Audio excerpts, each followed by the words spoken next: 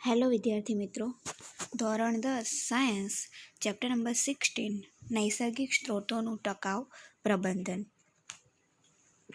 વિદ્યાર્થી મિત્રો, અગાઉના વિડીયોમાં આપણે નૈસર્ગિક સ્ત્રોતો વિશે પ્રાથમિક સમજૂતી મેળવી.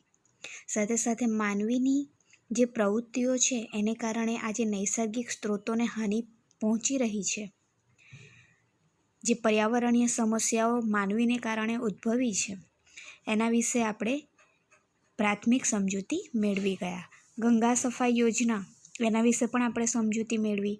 સાથે સાથે પર્યાવરણને બચાવવા માટેના 5R એના સિદ્ધાંત વિશે સમજૂતી મેળવી અને સ્ત્રોતોનું વ્યવસ્થાપન શા માટે જરૂરી છે એના વિશે સમજૂતી આપણે મેળવી ગયા.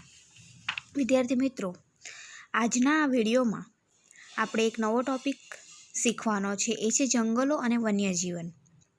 તો જંગલો અને વન્યજીવન એની સાથે સંકળાયેલી ઘણી થિયરી વિશે આપણે આજે સમજવાનું છે. તો સૌથી પહેલાં તો તમને અહીંયા આપ્યું છે, જુઓ, જંગલો અને વન્યજીવન. તો જંગલો અને વન્યજીવનમાં તમને એટલું તો ખબર જ છે કે જે જંગલો હોય એમાં ઘણી બધી જૈવ વિવિધતા તમને જોવા મળે. જંગલો એ જૈવ વિવિધતા માટે એક વિશિષ્ટ સ્થળ માનવામાં આવે છે. અને આ જે જૈવ વિવિધતા છે એનો એક આધાર તે વિસ્તારમાં મળી આવતી વિવિધ જાતિઓની સંખ્યા છે. એ વિસ્તારમાં જુદી જુદી જાતિના જે વન્યજીવો મળી આવે છે એ જૈવ વિવિધતા એના પર આધારિત હોય છે. તો અહીંયા તમને જંગલો જે જૈવ વિવિધતા માટેનું એક વિશિષ્ટ સ્થળ કહેવાય છે, તો એના આધારે એક ક્વેશ્ચન સમજવાનો છે, એ છે જૈવ વિવિધતા એટલે શું, જેને ઇંગ્લિશમાં બાયોડાયવર્સિટી તરીકે પણ ઓળખવામાં આવે છે. જૈવ વિવિધતાના સંરક્ષણ માટે તમે મુખ્ય ઉદ્દેશ્ય આપણો કયો છે અને જૈવ વિવિધતાનું વિશિષ્ટ સ્થળ કયું છે. તો કોઈ પણ વિસ્તારમાં મળી આવતી જે વિવિધ સજીવોમાં કયા કયા સજીવોની અહીંયા વાત કરવામાં આવી છે. તમે અહીંયા જોઈ શકો છો કે સૌથી પહેલાં તો અહીંયા આપેલું છે, જુઓ તમને, જીવાણુઓ એટલે કે બેક્ટેરિયા, ફૂગ, ત્રિઅંગી, સપુષ્પી વનસ્પતિ, સૂત્રકૃમિ, કીટકો, સરીસૃપો, પક્ષીઓ અને એમની જે સંખ્યા છે એને આપણે જૈવ વિવિધતા કહીશું.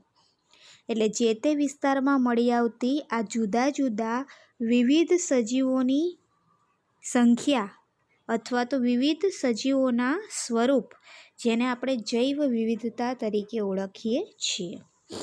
અને આ જે જૈવ વિવિધતા છે એનું સંરક્ષણ એનો મુખ્ય ઉદ્દેશ એટલા માટે છે કારણ કે આપણને તે વારસામાં મળેલી જૈવ વિવિધતા છે અને એ જૈવ વિવિધતા એની જાળવણી કરવી એ આપણો મુખ્ય ઉદ્દેશ્ય છે. અને જૈવ વિવિધતા સૌથી વધારે ક્યાં જોવા મળે, તો એનું વિશિષ્ટ સ્થળ છે જંગલો. હવે એના પછી જે જુદા જુદા જંગલો હોય એ જંગલોની અંદર આપણે જુદી જુદી વ્યક્તિઓ જે છે એ રહેતી હોય છે, ત્યાં નિવાસ કરતી હોય છે. તો જંગલને લગતી વ્યક્તિઓ આપણો ટૉપિક છે, જંગલને લગતી વ્યક્તિઓ. તો વિદ્યાર્થી મિત્રો, જંગલમાં ઘણી બધી વ્યક્તિ એવી હશે કે જે જંગલની નજીક રહેતી હોય, અમુક જંગલની અંદર રહેતી હોય, અમુક જંગલથી થોડે દૂર રહેતી હોય. આ જુદી જુદી જે વ્યક્તિઓ છે જે જંગલમાં રહે છે, જંગલની નજીક રહે છે, એ દરેક વ્યક્તિ જંગલની પેદાશ એટલે કે જંગલમાંથી ઉત્પન્ન થતી નીપજોનો ઉપયોગ કરતી હોય છે. તો તમને કોઈ ક્વેશ્ચન પૂછે કે જંગલની પેદાશ અને નીપજો એની તમે યાદી બનાવો, તો તમને ખબર જ છે કે જંગલ આપણને લાકડું, વાંસ, ફળો, મરી મસાલા, કાગળ, જડીબુટ્ટી આ દરેક વસ્તુ જંગલ આપણને આપે છે. તો આપણા મત પ્રમાણે જંગલની નજીક રહેતી વ્યક્તિઓ કઈ કઈ વસ્તુઓનો ઉપયોગ કરતા હશે, તો કે જંગલની નજીક રહેતી વ્યક્તિઓ લાકડું, ચારો, સૂકા પર્ણ, વાંસ, શાકભાજી, ફળ, મરી મસાલા આ દરેક વસ્તુઓને જંગલમાંથી લાવી એનો ઉપયોગ કરે. એ જ રીતે જંગલની અંદર રહેતી વ્યક્તિઓ કઈ કઈ વસ્તુઓ વાપરતી હશે? તો કે જંગલની અંદર રહેતી જે વ્યક્તિઓ છે એ બળતણ, લાકડું, ઘાસચારો, વાંસ, ખોરાક, કપડાં, રહેઠાણ, પછી નાના નાના લાકડા, ફળો, ઔષધિ, આ દરેક વસ્તુ માટે, રહેઠાણથી લઈને શિકારથી લઈને દરેક વસ્તુ માટે એ પોતાના નાનામાં નાની જરૂરિયાત એ જંગલોમાંથી મેળવતી હોય છે. તો આજે વન સંરક્ષણ માટે તેની સાથે સંકળાયેલ જુદી જુદી વ્યક્તિઓ છે. તો આપણે એમ કહ્યું કે જંગલો જે છે આપણને જુદી જુદી વસ્તુઓ જે છે એ આપણને આપે છે. તો આ જે જંગલો આપણને જુદી જુદી જંગલીય નીપજો આપે છે, એ જંગલની જુદી જુદી પેદાશો એ જો આપણને જીવન જરૂરિયાતની મળતી હોય જંગલમાંથી, તો વન સંરક્ષણ આપણે એ જંગલનું સંરક્ષણ કરવું પડે. તો વન સંરક્ષણ માટે એની સાથે સંકળાયેલ કેટલીક વ્યક્તિ કે સંસ્થાઓ તરફ ધ્યાન રાખવું જરૂરી છે. એના વિશે આપણે જાણવાનું છે. તો આના આધારે તમને એક ક્વેશ્ચન આપેલો છે કે વન સંરક્ષણ માટે એની સાથે સંકળાયેલ કઈ વ્યક્તિઓ કે સંસ્થાઓ તરફ ધ્યાન રાખવું જરૂરી છે. તો તમે અહીંયા જોઈ શકો છો કે વન સંરક્ષણ માટે સૌથી પહેલાં તો જંગલની અંદર તેમજ જંગલની નજીક રહેતા લોકો એ પોતાની અનેક જરૂરિયાતો એ જંગલમાંથી સંતોષતા હોય છે. એટલે જંગલની અંદર અને જંગલની નજીક રહેતા લોકો એના પર પણ ધ્યાન રાખવું જોઈએ. આ સિવાય સરકારનો વન વિભાગ, તેની પાસે જંગલોનું નિયંત્રણ હોય છે અને જંગલોમાંથી પ્રાપ્ત થતા સ્ત્રોતોનું નિયંત્રણ આ વન વિભાગ કરતું હોય છે. આ સિવાય ઉદ્યોગપતિઓ ઉદ્યોગોમાં તેનો કાચો માલ એ જંગલમાંથી મેળવતા હોય છે, પરંતુ જંગલના કોઈ એક વિસ્તાર પર આધારિત નથી. તેઓ જંગલમાં ગમે તે વિસ્તારમાંથી શોષણ કરી અને કાચા માલને મેળવતા હોય. એટલે ઉદ્યોગપતિ જે છે એ પણ એક જંગલ સાથે સંકળાયેલી વ્યક્તિ છે. એટલે એ લોકો આપણે જંગલનું સંરક્ષણ કરવું હોય તો આ ઉદ્યોગપતિઓ એની સામે પણ આપણે ધ્યાન રાખવાની જરૂર છે. અને છેલ્લું આવશે વન્યજીવ અને પ્રકૃતિ પ્રેમીઓ. તો પ્રકૃતિ એ મૂળભૂત અવસ્થા એટલે કે કુદરત દ્વારા આપણને જે પ્રકૃતિ મળી છે એની મૂળભૂત અવસ્થાનું સંરક્ષણ અને જાળવણી કરવી એવું આ પ્રકૃતિ પ્રેમી ઈચ્છે છે. એટલે જંગલના સંરક્ષણ માટે એની સાથે આ જુદી જુદી વ્યક્તિઓ સંકળાયેલી હોય. જંગલમાં અંદર રહેતા લોકો, જંગલની નજીક રહેતા લોકો, એ પણ એની પાયાની જરૂરિયાત જો જંગલ આપતા હોય તો એ લોકો આપણે એ વ્યક્તિઓ સામે પણ ધ્યાન દોરવું જોઈએ. વન વિભાગ પણ જંગલોનું નિયંત્રણ કરે અને જંગલોમાંથી પ્રાપ્ત થતા સ્ત્રોતોનું બધું નિયંત્રણ વન વિભાગના હાથમાં હોય તો એ વ્યક્તિઓ કે સંસ્થાઓ તરફ પર આપણે ધ્યાન રાખવું જરૂરી છે. ઉદ્યોગપતિ જો ઉદ્યોગોનો કાચો માલ બધો જ જંગલોમાંથી મેળવી એનું જંગલોનું શોષણ કરતા હોય તો એ લોકો પર આપણે ધ્યાન રાખવાનું જરૂર છે. આ માટે વન સંરક્ષણ માટે વન્યજીવન અને પ્રકૃતિ પ્રેમીઓ શું વિચારે છે? તો કે કુદરત દ્વારા મળેલી જે આપણને પ્રાકૃતિક નૈસર્ગિક સંપત્તિ છે એની મૂળભૂત અવસ્થાનું આપણે સંરક્ષણ અને જાળવણી કરવી એ આ વન્યજીવો એની જે પ્રકૃતિ પ્રેમીઓ છે, વન્યજીવન અને એની પ્રકૃતિ પ્રેમીઓ એ લોકો એવું ઈચ્છતા હોય કે વનનું જંગલનું સંરક્ષણ અને જાળવણી કરવી એ આપણી મૂળભૂત ફરજ છે. હવે એના પછી તમને આપ્યું છે કે જંગલો વિશે આપણે વાત કરી કે જંગલ સ્ત્રોતો કેવી રીતે મુખ્ય ભાગીદારો દ્વારા અસર પામે છે. એટલે કે જે જંગલમાંથી મળતા જુદા જુદા સ્ત્રોતો છે એ કયા મુખ્ય દાવેદારો એટલે કે કયા લોકો દ્વારા અસર એ લોકોને પહોંચતી હોય છે, સમજાવો. તો અહીંયાથી તમને આ ક્વેશ્ચન પણ પૂછી શકે કે જંગલો એના સ્ત્રોતો એ કેવી રીતે જુદા જુદા ભાગીદારો દ્વારા અસર એને પહોંચતી હોય છે જંગલોને. તો એમાં સૌથી પહેલાં આપેલા છે સ્થાનિક લોકો. સ્થાનિક લોકોની જો વાત કરવામાં આવે તો તેઓ જંગલમાં કે જંગલની આસપાસ રહેતા હોય છે. સ્થાનિક જેટલા પણ લોકો હોય એમની જીવન જરૂરિયાતની દરેક વસ્તુ એ જંગલની વસ્તુઓ પર આધારિત હોય છે.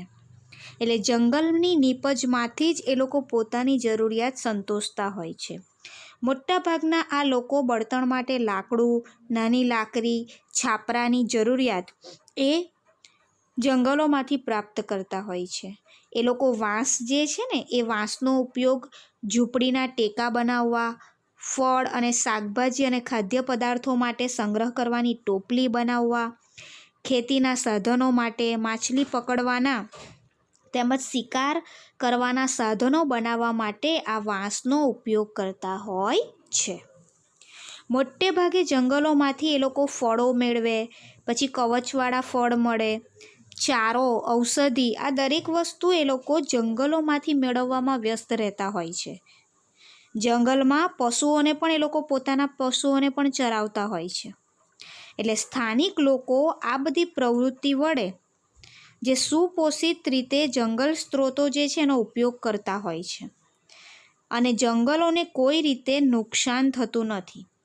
કેમ જંગલોને કોઈ રીતે નુકસાન થતું નથી? કારણ કે સ્થાનિક લોકો એવું માને છે કે એમના તમામ પ્રકારની વિવિધ જરૂરિયાતો એ બધી જ જો જંગલ પેદાશમાંથી પ્રાપ્ત થતી હોય તો એ લોકો જંગલના બધા જ સ્ત્રોતોનો ઉપયોગ કરી અને પોતે જ જંગલને નુકસાન ન થાય એ બાબતનું ધ્યાન રાખતા હોય છે. એના પછી આપણે વાત કરીએ તો સરકારી વન વિભાગ.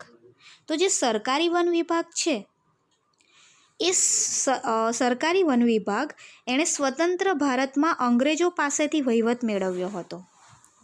પહેલાં અંગ્રેજો જે છે એ આ જંગલોને પોતાની સંપત્તિ માનતા હતા, એના પર એ લોકોએ કબજો જમાવ્યો હતો. પણ સરકારી વન વિભાગે સ્વતંત્ર ભારતમાં અંગ્રેજ પાસેથી એ વહીવટ મેળવી લીધેલો. આ અંગ્રેજો અને ત્યારબાદ સરકારી વન વિભાગે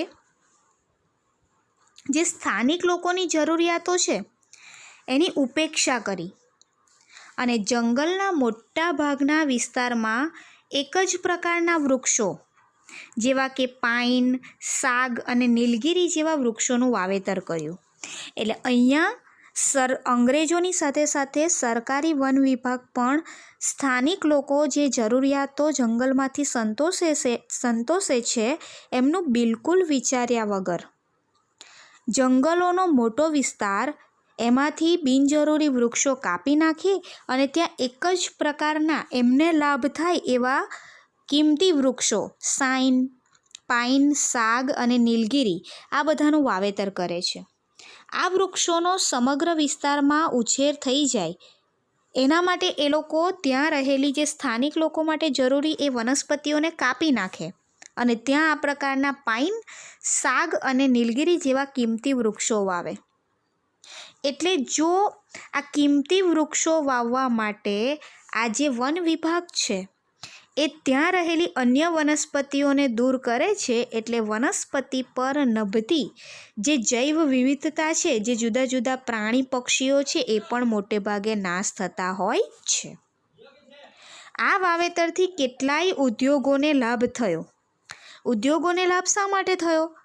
કારણ કે જે કિંમતી વૃક્ષો વાવવામાં આવ્યા, વન વિભાગ શું કરે છે? ઉદ્યોગોને આ કિંમતી વૃક્ષો એ કાચા માલ તરીકે ઉદ્યોગોને આપી દેતા હોય છે. એટલે અહીંયા ઉદ્યોગોને પણ લાભ થાય છે અને સરકારી વન વિભાગને પણ આવકનો એક મુખ્ય સ્ત્રોત બની જાય છે.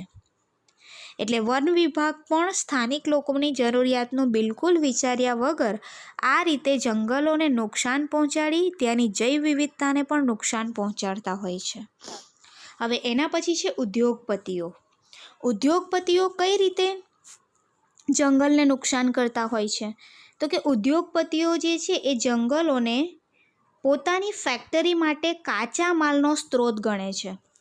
એ લોકોની જે ફેક્ટરી ચાલે છે એમાં કાચા માલ તરીકે ઉદ્યોગોમાંથી એ લોકોને કાચો માલ મળતો હોય છે.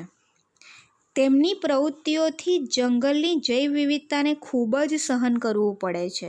એટલા માટે કારણ કે એ લોકો જો પોતાના ફેક્ટરી માટે તમામ પ્રકારનો કાચો માલ એ જંગલની વનસ્પતિમાંથી મેળવતા હોય, એટલે વનસ્પતિઓ કાપે એટલે ત્યાંની જૈવ વિવિધતા નાશ પામે.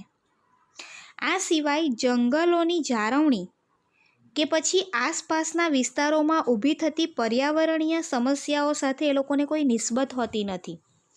ઉદ્યોગપતિઓ જંગલોની જાળવણીમાં પણ સમજતા નથી કે જંગલોની આસપાસના વિસ્તારને જે નુકસાન કરે છે એને કારણે જે પર્યાવરણીય પરિસ્થિતિ સમસ્યાઓ ઉત્પન્ન થાય છે એ લોકો એની સાથે કોઈ નિસ્બત રાખતા નથી.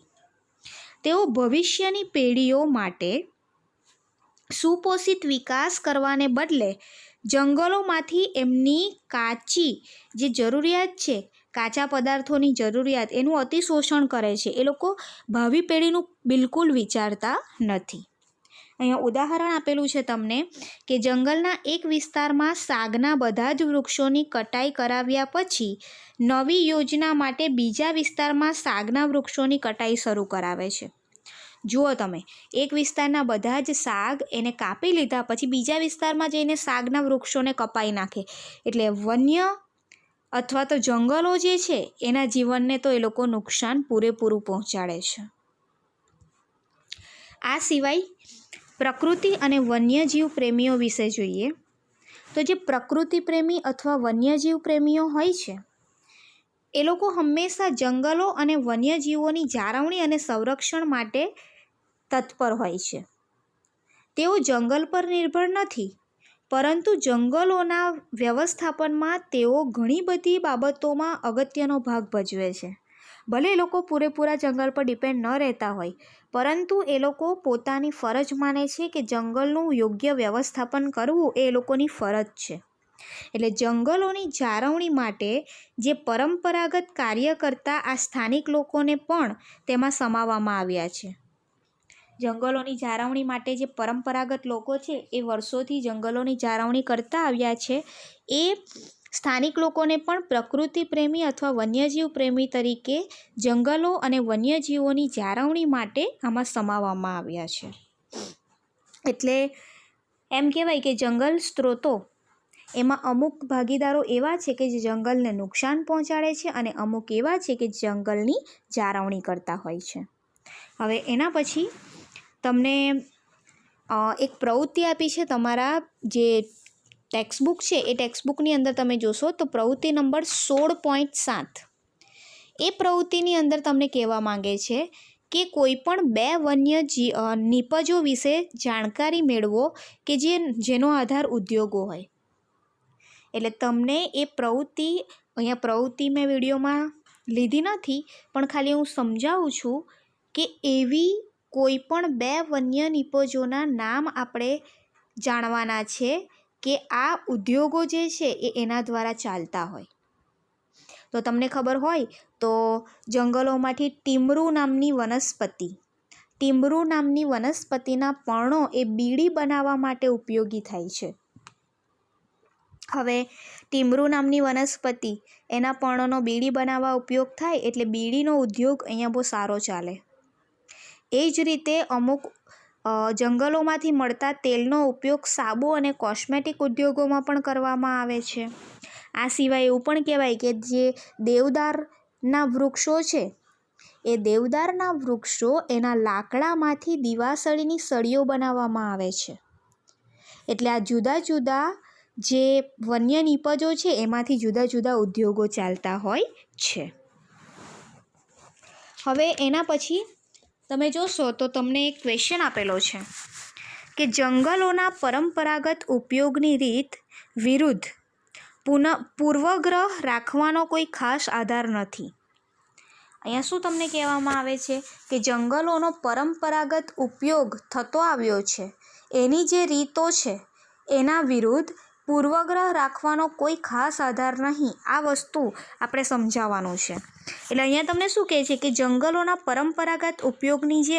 પરંપરાગત રીતે જે ઉપયોગ થતો આવે છે એની રીતો વિરુદ્ધ આપણે પૂર્વગ્રહ રાખવાનો કોઈ ખાસ આધાર નથી. આ વિધાન એક ઉદાહરણ દ્વારા સમજીએ તો અહીંયા તમને એવું કહે છે કે વિશાળ હિમાલય એના જે રાષ્ટ્રીય ઉદ્યાન છે એમાં અમુક સંરક્ષિત ક્ષેત્ર છે. એટલે આપણો જે આ વિશાળ હિમાલય છે એમાં રાષ્ટ્રીય ઉદ્યાન અને એમાં જે સંરક્ષિત ક્ષેત્ર છે એમાં આલ્પાઇનના જંગલો છે. અને આ આલ્પાઇનના જંગલોમાં ઘેટાઓ માટેનો ચારો ઉગતો હોય છે. અને એવું પણ કહેવાય છે કે પ્રત્યેક વર્ષે ગ્રીષ્મ ઋતુમાં જે ભરવાડો હોય એ પોતાના ઘેટાઓ સાથે આ ઘાટીઓમાં ઘેટાઓને ચરાવવા માટે જતા હોય છે. ક્યાં? તો કે હિમાલય પાસે રાષ્ટ્રીય ઉદ્યાન, ત્યાં આલ્પાઇનના જંગલો આવેલા છે જે ઘેટાઓ માટેનો ચારો કહેવાય છે. અને પ્રત્યેક ગ્રીષ્મ ઋતુમાં ભરવાડ એમના ઘેટાઓ સાથે આ ઘાટીઓ પર ચરાવવા માટે જાય છે. હવે આ જે સંરક્ષિત વિસ્તારો છે જેમાં સ્થાનિક લોકોની આ પ્રવૃત્તિ પર પ્રતિબંધ મૂકવામાં આવ્યો. આથી ઘેટા દ્વારા ઘાસના ચારા તરીકે ઉપયોગ બંધ થઈ ગયો.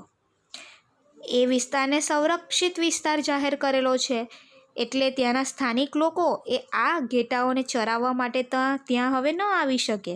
એટલે ઘેટાઓ દ્વારા જે ઘાસનો ચારો છે એનો ઉપયોગ બંધ થઈ ગયો. પરિણામે આ જે ઘાસ છે એ લાંબા થઈ વળી જમીન પર પડે છે. એટલે આ જે ઘાસ છે એ હવે ઘેટા નથી ખાતા. એટલે ઘાસ લાંબુ થઈ અને વળી જાય છે અને પછી એ જમીન પર પડે છે અને જેનાથી નવા ઘાસની વૃદ્ધિ અટકી જાય છે. એટલે ઘેટાઓ જે ઘાસ ખાતા હતા ત્યાં એ વિસ્તારને પ્રતિબંધિત કરી દીધો. તો જે ઘાસ છે એ લાંબુ થતું ગયું અને લાંબુ થઈ અને જમીન પર પડે છે, જેને કારણે એ ઘાસ લાંબુ થઈ અને વળીને જમીન પર પડવાથી નવું ઉગતું ઘાસ એની પણ વૃદ્ધિ અટકી જતી હોય છે.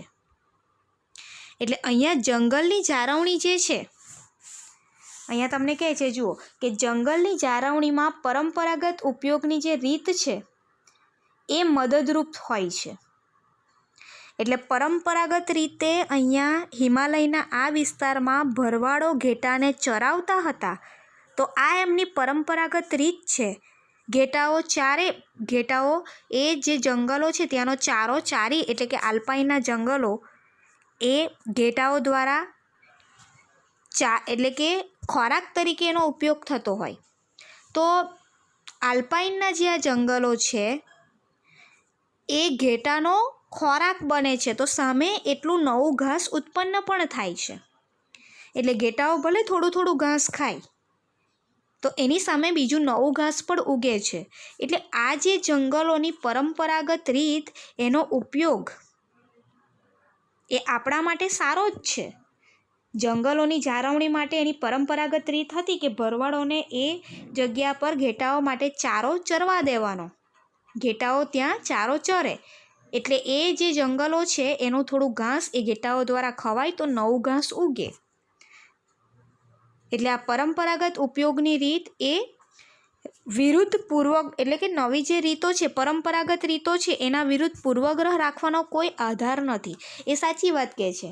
આપણે પૂર્વગ્રહ રાખીએ કે ભલે પહેલાં જંગલોમાં ઘેટાઓ એ ચારાનો ઉપયોગ કરતા હતા પણ આપણે હવે એ ઘેટાઓને ચરવા માટે ઉપયોગ ન કરવા દઈએ તો થશે શું? તો કે ઘાસ જે છે મોટું થશે અને વળી અને જમીન પર પડશે એટલે નવું ઘાસ ઉગવાનું નથી. એટલે આપણે એ પૂર્વગ્રહ રાખવાની કોઈ જરૂર નથી.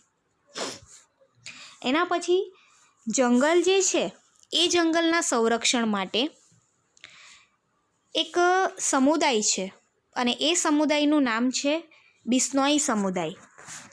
એટલે જંગલોનું વ્યવસ્થાપન, જંગલનું સંરક્ષણ, આ જંગલના વ્યવસ્થાપન અથવા સંરક્ષણ માટે ઘણા બધા લોકો એની સાથે સંકળાયેલા છે. વર્ષો પહેલાંની જો વાત કરવામાં આવે તો આ બિશ્નોઈ સમુદાયના લોકો એમણે જંગલના સંરક્ષણ માટે સિંહ ફાળો આપેલો. તો એમના વિશે આપણે સમજીએ કે જંગલોના સંરક્ષણ માટે આ બિશ્નોઈ સમુદાયના લોકો છે એમનો ફાળો જણાવો. આવો ક્વેશ્ચન તમને પૂછી શકે.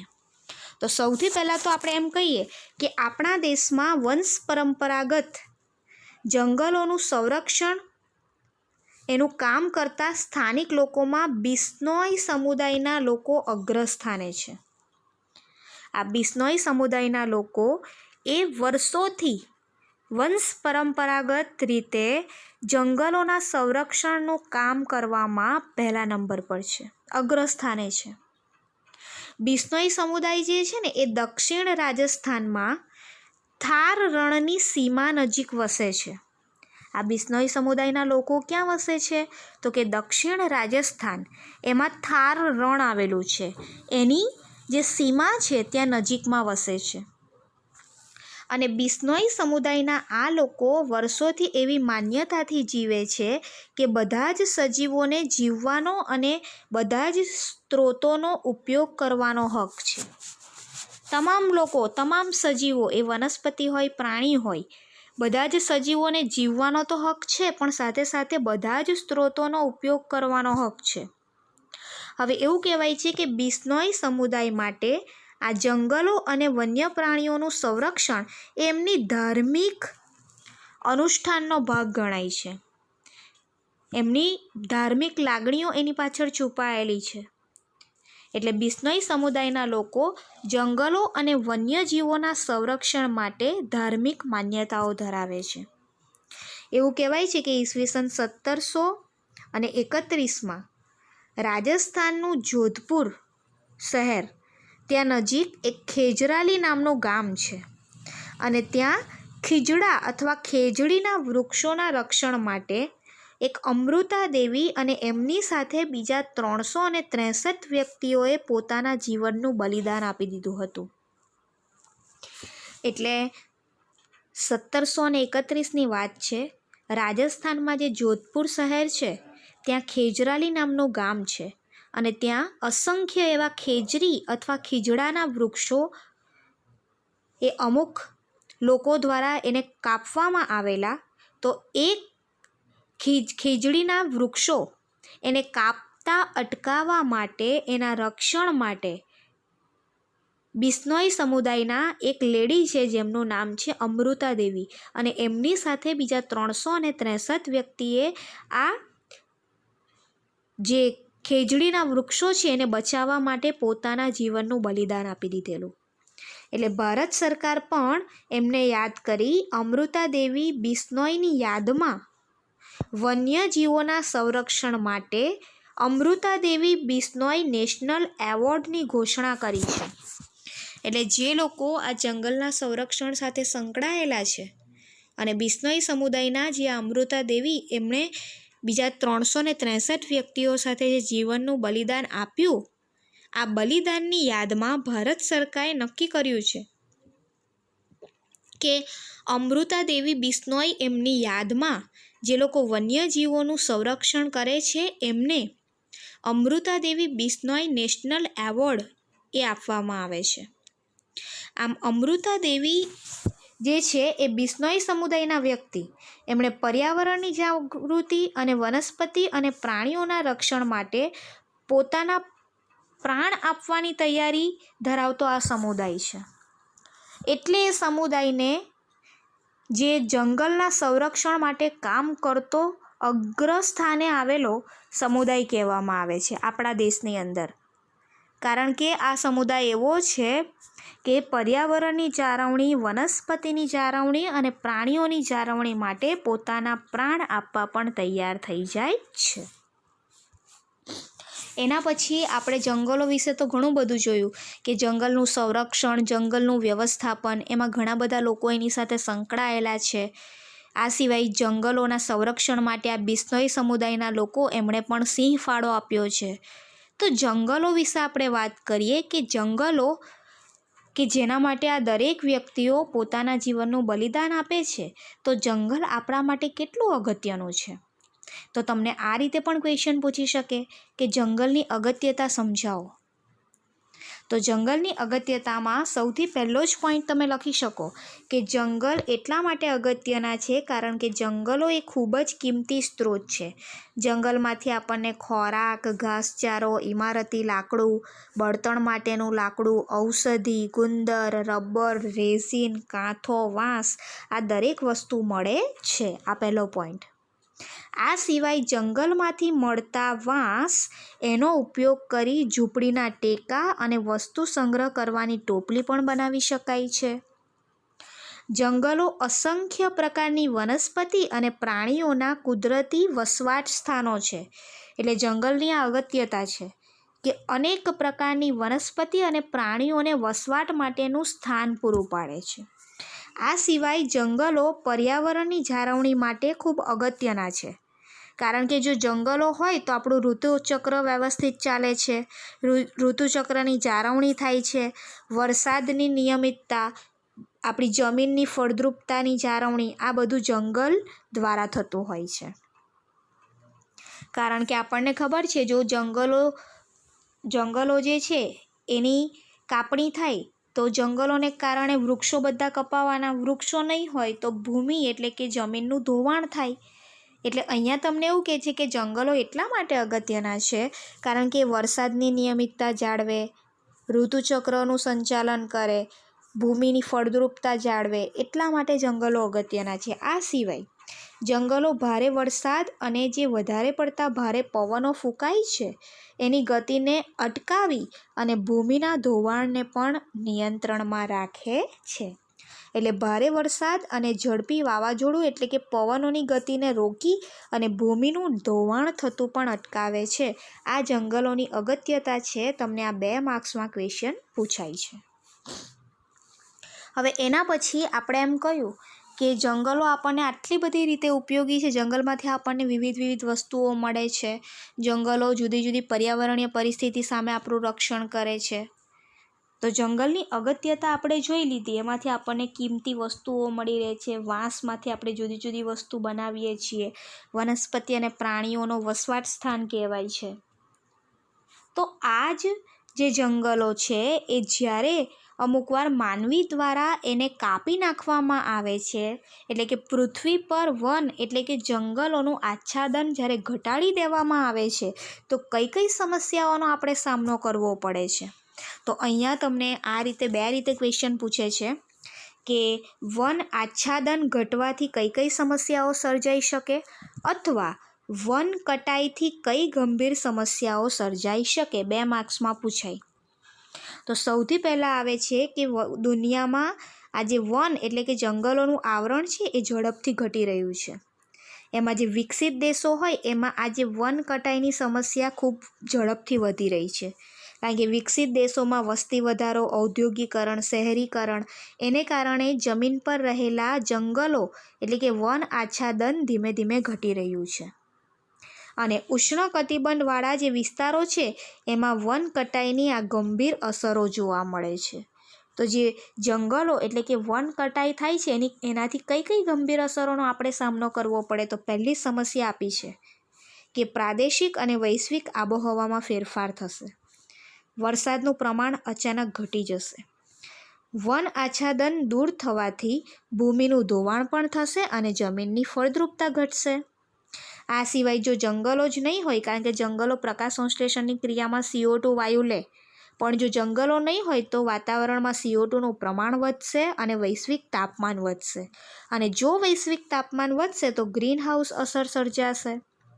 આ સિવાય જો વન એટલે કે જંગલો કપાઈ જશે, વન કટાઈ થશે તો વન્યજીવો એના આશ્રય સ્થાન ખોરવાઈ જશે. ઘણા બધા વન્યજીવો એ જંગલોમાં રહેતા હોય છે. હવે જો જંગલો જ એટલે કે વૃક્ષો જ કાપી નાખવામાં આવશે તો એ વૃક્ષો પર રહેતા જે વન્યજીવો છે એ લોકોના આશ્રય સ્થાન દૂર થતાં, એ લોકોનો ખોરાક દૂર થતાં એ લોકો મૃત્યુ પામે, એટલે આહાર કડી પણ તૂટશે અને ઘણા સજીવો નાશપ્રાય પણ થઈ જશે અને લુપ્ત પણ થઈ જશે, કારણ કે એ લોકોનું અસ્તિત્વ ખોરવાઈ જશે. આ સિવાય નિવસન તંત્રની સમતુલા જાળવવા માટે જંગલો જરૂરી, પણ જો જંગલો જ નહીં હોય તો નિવસન તંત્રની સમતુલા પણ ખોરવાશે અને જે રાસાયણિક દ્રવ્યોના ચક્રો, નાઇટ્રોજન ચક્ર, ઓક્સિજન ચક્ર, એમાં પણ અનિયમિતતા સર્જાશે. એટલે તમને આ ક્વેશ્ચન પણ મોસ્ટ ઇમ્પોર્ટન્ટ ક્વેશ્ચન છે, પૂછી શકે કે વન કટાઈ જો થઈ જાય તો કઈ ગંભીર સમસ્યાનો આપણે સામનો કરવો પડે. તો આ દરેક સમસ્યા તમારે યાદ રાખવાની છે. હવે એના પછી જે રીતે આપણે બિશ્નોઈ સમુદાયના લોકોએ જંગલના સંરક્ષણ માટે સિંહ ફાળો આપેલો એવી જ રીતે આ ચિપકો આંદોલન વિશે પણ તમે સાંભળ્યું છે. ચિપકો આંદોલનથી પણ તમે પરિચિત છો. વન એટલે કે જંગલ, એના વ્યવસ્થાપન માટે આ લોકો જે છે એમણે પણ પોતાની એક ભાગીદારીનું ઉદાહરણ પૂરું પાડ્યું છે, જેને આપણે ચિપકો આંદોલન તરીકે ઓળખીએ છીએ. તો અહીંયાથી પણ તમને પૂછાય છે ચિપકો આંદોલન કોને કહેવાય? તો બિશ્નોઈ સમુદાયના લોકોએ જે વનના વ્યવસ્થાપન અને સંરક્ષણ માટે પોતાનું જે બલિદાન આપેલું, એવી રીતે આ ચિપકો આંદોલન વિશે આપણે સમજીએ. તો ચિપકો આંદોલન એટલે વૃક્ષને ભેટવાની ચળવળ તરીકે પણ એને ઓળખવામાં આવે છે. હવે આ જે આંદોલન છે એવું કહેવાય છે કે 1970માં જે શરૂઆતના દશકામાં હિમાલયની ઊંચી પર્વતીય શૃંખલા, 1970ની વાત છે, એના શરૂઆતના દશકામાં જે હિમાલયની ઊંચી પર્વતીય માળાઓ છે ને, ત્યાં ગઢવાલ નામનું એક શહેર આવેલું છે અને ત્યાંનું રેની ગામ, એટલે હિમાલયની જે પર્વતીય શૃંખલા છે ત્યાંનો વિસ્તાર જે ગઢવાલ, અને ગઢવાલનું રેની ગામ, એના લોકોએ આ ચિપકો આંદોલન શરૂ કરેલું. ચિપકો આંદોલનની અંદર અહીંયા એવું કહેવાય છે કે જે સ્થાનિક ત્યાંના નિવાસી છે ને એને જંગલોમાંથી દૂર કરવાની નીતિના પરિણામે શરૂ કરવામાં આવેલું. ત્યાંના સ્થાનિક લોકોને એ જે ત્યાંનું જંગલ છે ત્યાંથી દૂર કરવામાં ત્યાં પ્રયત્ન થઈ રહ્યા હતા, એને ધ્યાનમાં લઈ એ લોકોએ આંદોલન કરેલું. અહીંયા એવું કહેવાય છે કે ગામની નજીક જંગલના વિસ્તારના વૃક્ષો, જંગલનો જે વિસ્તાર છે ત્યાંના વૃક્ષોના માલિકો જે છે એમના વૃક્ષો કાપવાનો અધિકાર કોન્ટ્રાક્ટરને આપી દીધેલો. એટલે એ જંગલ વિસ્તારમાં જેટલા પણ વૃક્ષો વાવેલા હતા તો એ માલિકોએ શું કર્યું, તો કે વૃક્ષોને કાપવા માટે કોન્ટ્રાક્ટરને બોલાવ્યા.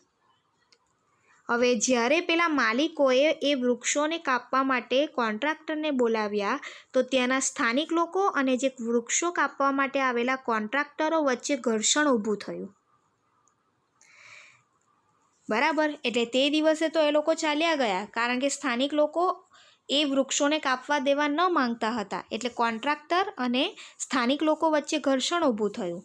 તો કોન્ટ્રાક્ટરોએ શું કર્યું, એક નિશ્ચિત એક ચોક્કસ દિવસ જે છે એને નક્કી કરી અને વૃક્ષોના માલિકોના માણસો, વૃક્ષોના જે માલિકો હતા એના માણસો પેલા કોન્ટ્રાક્ટર સાથે વૃક્ષો કાપવા માટે એક ચોક્કસ દિવસે આવ્યા. ક્યારે? જ્યારે એ ગામના સ્થાનિક પુરુષો ત્યાં હાજર ન હતા.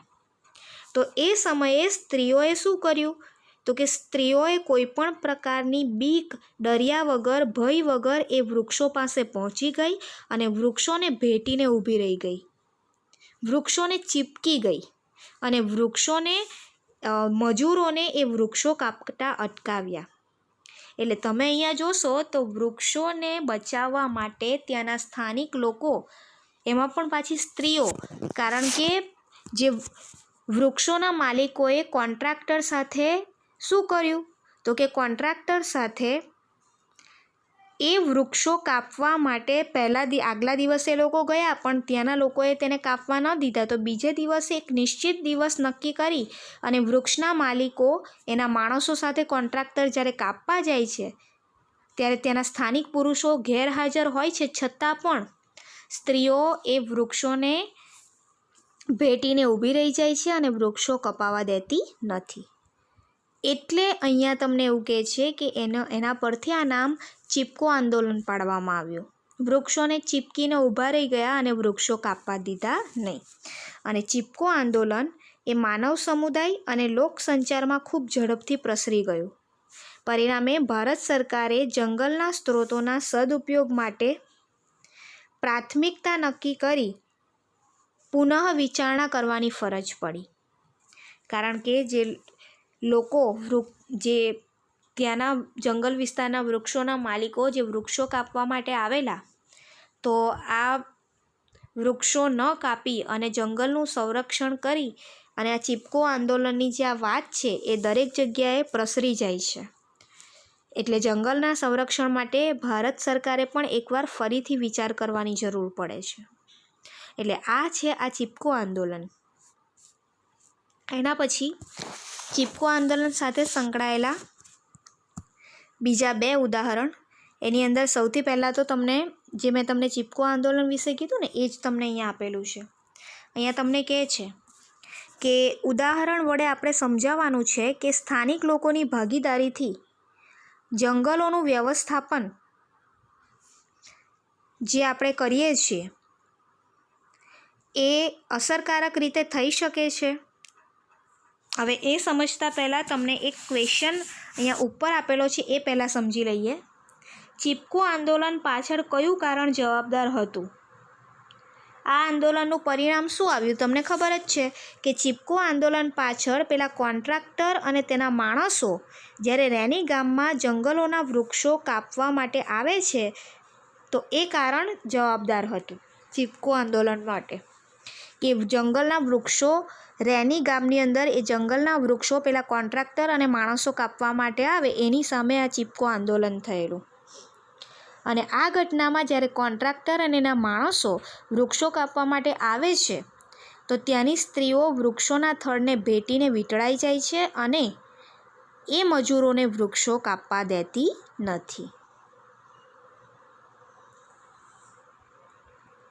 એટલે આ ચળવળને પરિણામે એ માલિકોને વૃક્ષો કાપવાનું કામ જે છે એ બંધ કરાવવું પડ્યું. કોણે? ભારત સરકારે.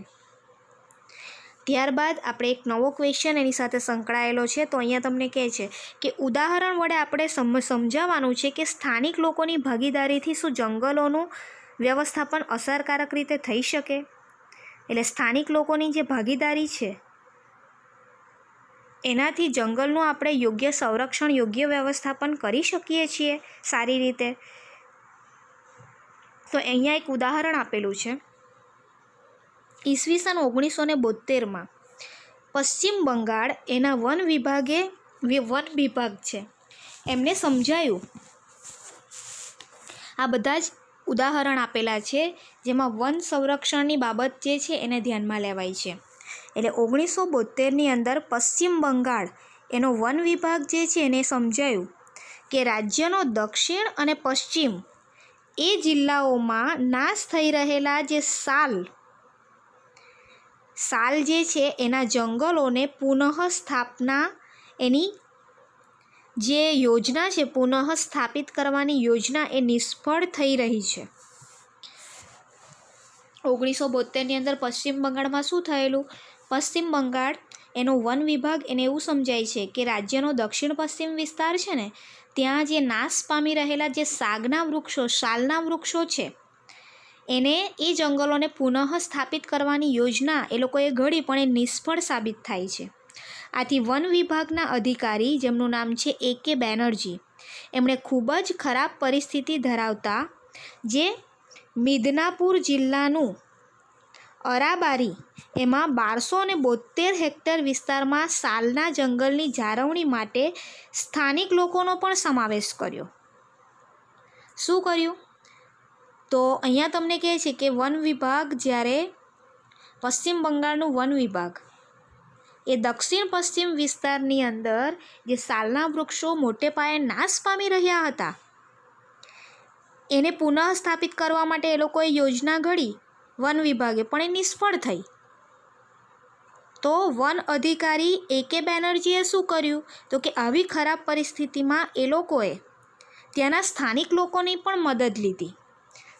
વૃક્ષોની જાળવણીમાં સ્થાનિક લોકોને પણ ઇન્વોલ્વ કર્યા અને તેના બદલામાં ગ્રામવાસીઓને આ વિસ્તારની દેખરેખ રાખવાની જવાબદારી સોંપી અને એમાંથી 25% જેટલી જે નીપજ મળે એનો એ લોકોને ઉપયોગ કરવાનો અધિકાર આપ્યો કે એ જે જંગલો છે એમાંથી તમને જે વન્ય પેદાશો મળે એનો 25% તમારે ઉપયોગ કરવાનો અને જંગલોનું સંરક્ષણ કરવાનું. એટલે અહીંયા એવું કહેવાય છે કે ખૂબ જ ઓછી કિંમતે એ લોકોને બળતણ માટે લાકડું પણ મળી રહે, પશુ માટે ઘાસચારો પણ મળી રહે. તો ત્યાંના આ સ્થાનિક લોકોએ સક્રિય ભાગીદારી કરી અને આ સાલના વૃક્ષોને 1983માં ખૂબ જ સમૃદ્ધ બનાવી દીધા. એટલે ત્યાંનો જે વિસ્તાર છે એને સાલના વૃક્ષોથી હર્યોભર્યો બનાવી દીધો.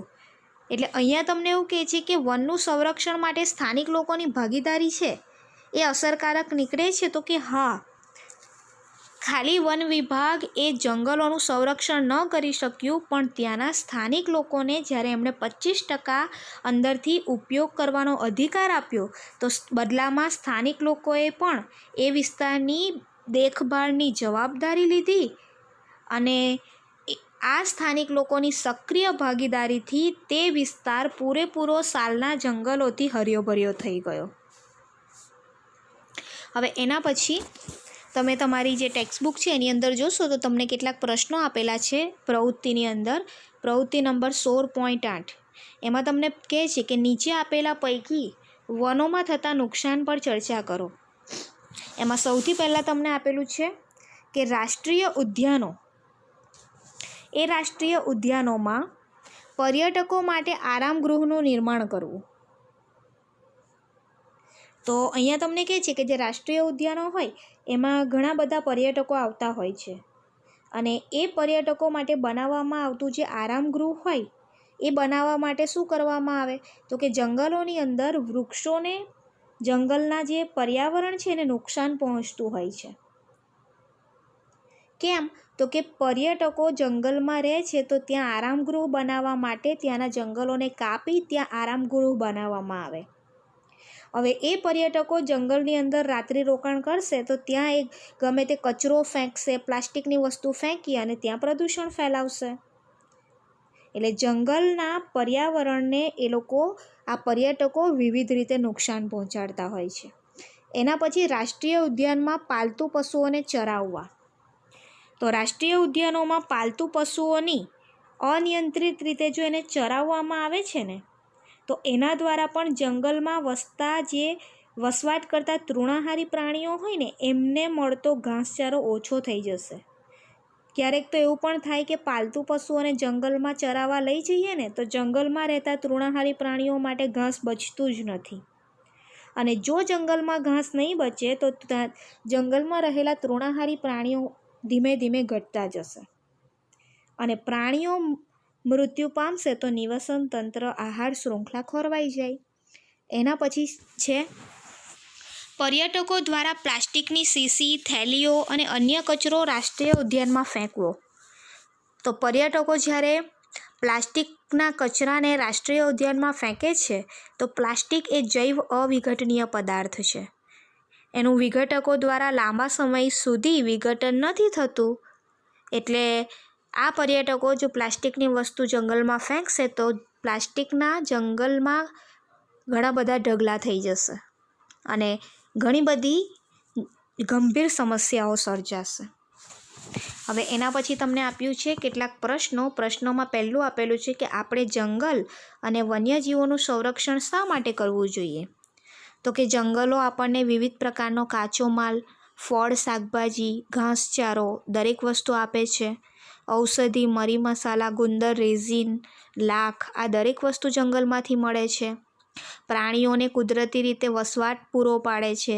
ભૂમિનું ધોવાણ અટકાવે છે. ફળદ્રુપતા જાળવે છે. આપણને આર્થિક અને સામાજિક વિકાસમાં પણ મદદરૂપ થાય છે. વાતાવરણમાં CO2, O2નું બેલેન્સ જાળવે છે. સરેરાશ પૃથ્વીનું તાપમાન જાળવે છે. એટલા માટે આપણે જંગલોનું સંરક્ષણ કરવું જોઈએ. પછી વન્યજીવોનું કેમ સંરક્ષણ કરવું જોઈએ તો કે વન્યજીવો નિવસન તંત્રને જાળવે છે, કુદરતી પર્યાવરણનું સંતુલન જાળવે. આ સિવાય એવું કહેવાય કે જુદા જુદા પોષક સ્તરોમાં ઉર્જાનું વહન આ વન્યજીવો દ્વારા જળવાઈ રહે છે. પછી જંગલમાં જે બીજ વિકિરણ દ્વારા એટલે કે બીજનો જે ફેલાવો થાય છે ને જંગલમાં એમાં પણ જુદી જુદી જગ્યાએ જુદા જુદા સ્થળે રહેતી વનસ્પતિ એની વૃદ્ધિ વિકાસની અનુકૂળતા પૂરી પાડે છે. કોણ? આ વન્યજીવો. એટલે બીજનો એક જગ્યાએથી બીજી જગ્યાએ ફેલાવો કરવામાં પણ વનસ્પતિને મદદરૂપ થાય છે વન્યજીવો. આ સિવાય વન્ય સંરક્ષણ માટેના કેટલાક ઉપાયો બતાવો. આવો ક્વેશ્ચન પણ તમને પૂછી શકે. તો વન સંરક્ષણ માટેના કેટલાક ઉપાયો છે. આપણે બળતણ અને ફર્નિચર માટેનું લાકડું એના માટે વૃક્ષોની જે કાપણી થાય છે એને અટકાવવી જોઈએ. બળતણની ખેંચ, ઘાસચારાની અછત આ બધા માટે આપણે અતિશોષણ જે જંગલોનું કરીએ છીએ એને રોકવું જોઈએ. વૃક્ષારોપણ અને એનો ઉછેર કરવો જોઈએ. બધી જગ્યાએ ઝડપથી ઉગતા વૃક્ષો વાવવા જોઈએ. જંગલોની જાળવણી અને સંરક્ષણ માટે સ્થાનિક લોકો અને ગ્રામવાસી બંનેની ભાગીદારી એને આપણે ઉપયોગમાં લેવી જોઈએ. આ સિવાય જંગલની જાળવણી માટે વૈજ્ઞાનિક સંશોધનો અને વૈજ્ઞાનિક પદ્ધતિઓનો ઉપયોગ કરવો જોઈએ. એટલે આ દરેક વસ્તુથી આપણે જંગલોનું જે સંરક્ષણ છે એ સારી રીતે કરી શકીએ. તો વિદ્યાર્થી મિત્રો, આપણે આ વિડીયોમાં અહીંયા સુધી ચર્ચા કરી. હવે પછીનો જે ટૉપિક છે પાણી બધા માટે, તો એના વિશે વિગતવાર હવે પછીના નેક્સ્ટ વિડીયોમાં જોઈશું.